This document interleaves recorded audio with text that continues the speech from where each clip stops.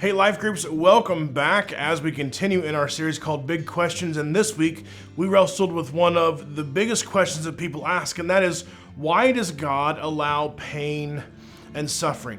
Every one of us has felt it. Some of us carry small daily struggles, while others walk through life-altering seasons of grief and hardship, and it's real, right? Pain and suffering are actually the number one reason that many people reject God. But the thing is, just because suffering exists doesn't mean that God doesn't exist. That's like saying a teacher doesn't exist just because you don't like the grade that you got on your test. And the better question is, where did suffering come from, and what does God want us to do with it? Genesis chapter 1 tells us that when the world was created, everything was good. There was no death, no sickness, no pain. But when Adam and Eve sinned, the world was broken.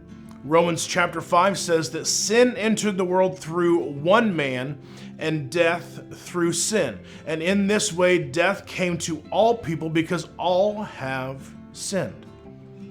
Pain and suffering are the result of humanity's rebellion, not God's lack of love. But there is hope. That God doesn't let evil run wild. He limits it. He protects us in ways that we don't even see. And when suffering does come, He can use it to grow us and draw us closer to Him and to point others towards Jesus. Scripture even gives us permission to cry out to God. Habakkuk asked, "How long, Lord, must I call for help, but you do not listen?"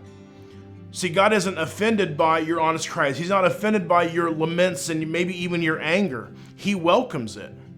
But ultimately, our hope is found in Jesus. Romans chapter 5 tells us that while Adam's sin brought death, Christ's obedience brought life. On the cross, Jesus carried our suffering and our hurt and our anguish and opened the way to eternal hope. So what do we do with this?